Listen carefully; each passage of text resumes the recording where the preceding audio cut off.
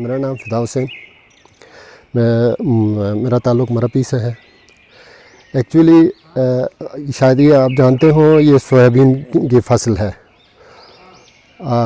Soybean یہاں پر پہلی دفعہ کاشت ہو رہے ہیں۔ یہ ہمیں نہیں معلوم کہ اس کی فروٹ کس طریقے سے ملے گا۔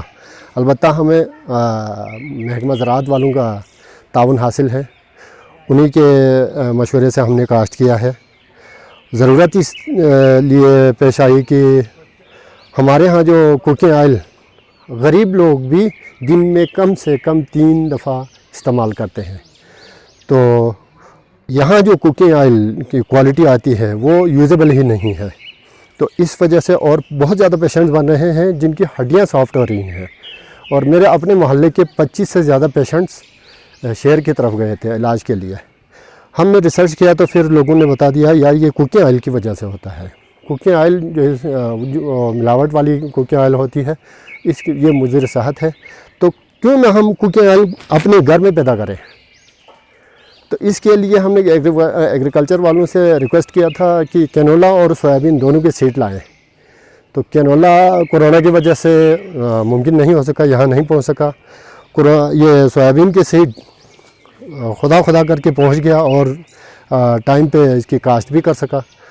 اور اللہ کرے اب فرسٹ ٹائم ہم نے ٹرائل بیس پر جو کیا تھا وہ 27 فارمرز ہماری اپنی کمیونٹی کے یہاں آس پاس کے 27 فارمرز نے کاشت کیا ہے، اور سب کی فصلیں اللہ کے فضل سے بہتر جا رہی ہیں۔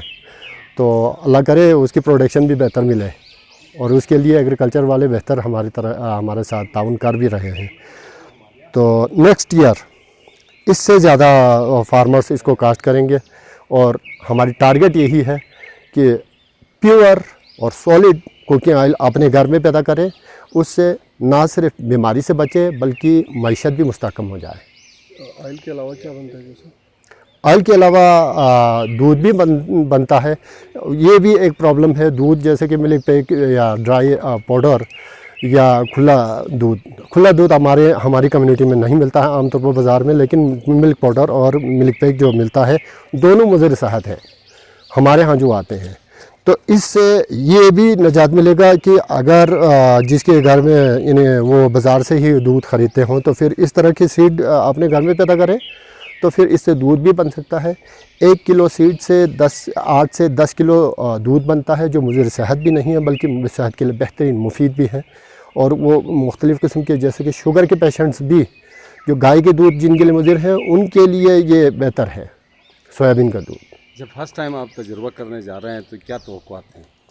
مجھے تو پہلے تو ڈر لگا تھا کہ خدا نخواستہ فصل اچھی نہ ہو، اگے ہی نہ ہو، لوگوں کو پتہ نہ چلے، لیکن اللہ کے فضل سے جہاں جہاں میں اپنے پڑوس میں تقریباً 8-10 لوگوں نے میرے گھر کے آس پاس میں جنہوں نے کاشت کیے ہیں، ان سب کا بھی بہتر جا رہا ہے۔ فصل اسی طرح کی ہیں، سیم ہے، اور پھول کھلنے ہی والے ہیں۔